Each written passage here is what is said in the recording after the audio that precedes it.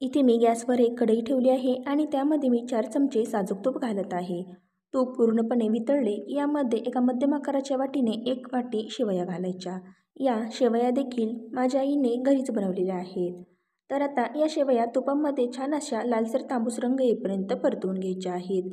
गॅसची फ्लेम अगदी लो ठेवावी आणि कलत्याने एकसारखे हलवत या शेवया छान अशा लालसर तांबूस रंग येईपर्यंत आपल्याला परतवून घ्यायच्या आहेत। साधारण 1 ते 1.5 मिनिटातच या शेवया छान अशा लालसर तांबूस रंगावर येतात। कलत्याने एकसारखे हलवत राहावे जेणेकरून या शेवया एका बाजूने करपणार नाहीत।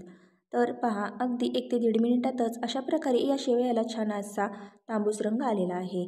आता लगेचच यामध्ये 2 ग्लास गरम दूध ओतावे। शेवया तुपामध्ये परतेपर्यंत इथे मी दुसऱ्या गॅसवर दूध गरम करायला ठेवले होते। गरम दूध या शेवयामध्ये ओतल्यामुळे शेवयाची खीर अगदी पटकन देखील तयार होते आणि शेवया अगदी पटकन शिजल्या जातात। तर कलत्याने पुन्हा एकदा व्यवस्थित एकसारखे हलवून घ्यायचे आहे। आता लगेचच पहा या खिरीला उकळी देखील फुटू लागलेली आहे कारण आपण यामध्ये गरम दूध घातलेले आहे। तर आता अशा प्रकारे कलत्याने हलवत या शेवया दुधामध्ये साधारण 7 ते 8 मिनिट आपल्याला शिजवून घ्यायचे आहेत। अशा प्रकारे उकळी येऊ लागली की नंतर पुन्हा एकदा कलत्याने व्यवस्थित हलवून घ्यायचे। आता या कढईच्या कडेने देखील पहा मलाई अशा प्रकारे चिकटू लागते। कलत्याने ती अशा प्रकारे काढून घ्यायची आणि या खिरीमध्ये असलेल्या दुधामध्येच आपल्याला ती मिक्स करून घ्यायची आहे। यामुळेच ही खीर दाटसर व्हायला मदत होते। तर पहा अशा प्रकारे पुन्हा आता दुधाला आणखी उकळी फुटू लागली की कलत्याने पुन्हा एकसारखे हलवून घ्यायचे आणि कढईच्या कडेने जी अशा प्रकारे मलाई चिकटू लागते ती व्यवस्थित अशाच प्रकारे आपल्याला या दुधामध्ये मिक्स करून घ्यायची आहे। हीच प्रोसेस आपल्याला साधारण 7 ते 8 मिनिटे करत राहायची आहे।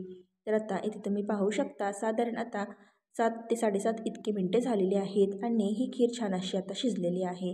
यामध्ये घातलेल्या शेवया देखील आता छान अशा शिजलेल्या आहेत आणि या खिरीला पहा अशा प्रकारे छान असा दाटसरपणा आलेला आहे। चमच्याने इथे मी तुम्हाला दाखवते आहे। तर पूर्वीपेक्षा ही खीर आता दाटसर झालेली आहे। आता यामध्ये त्याच वाटीने अर्धी वाटी इतकी साखर घालावी। साखरेचे प्रमाण तुमच्या आवडीनुसार कमी जास्त करू शकता। साखर घातल्यानंतर पहा अशा प्रकारे पुन्हा एकदा कलत्याने व्यवस्थित ती मिक्स करून घ्यायची। लगेचच यामध्ये पाव चमचा वेलची आणि जायफळची पावडर घालायची आणि ती देखील चमच्याने हलवत अशा प्रकारे मिक्स करून घ्यायची आहे। तर आता साखर आणि वेलची पावडर घातल्यानंतर व्यवस्थित मी मिक्स करून घेतलेली आहे।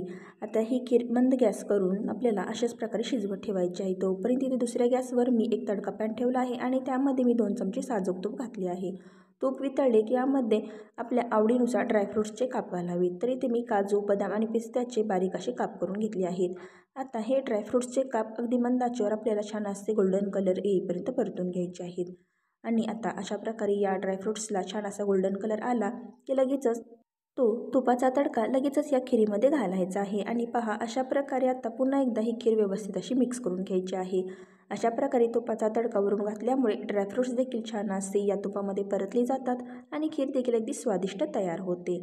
तर चमच्याने ते मी ही खीर तडका घातल्यानंतर पुन्हा व्यवस्थित अशी मिक्स करून घेतली आहे। तर आता यामध्ये मी थोडेसे केशर काढ्या मी गरम दुधामध्ये भिजत ठेवल्या होत्या ते केशरचे दूध यामध्ये घालत आहे आणि पुन्हा एक हलकीशी उकळी काढून घेत आहे। तर पहा अशा प्रकारे आपली दाटसर सुमधुर अशी ही स्वादिष्ट अशी शेवयाची खीर तयार झालेली आहे। तुम्हाला आजची रेसिपी आवडली असेल लाईक आणि शेअर करा। चॅनलवर नवीन असाल तर सबस्क्राईब करायला विसरू नका। धन्यवाद।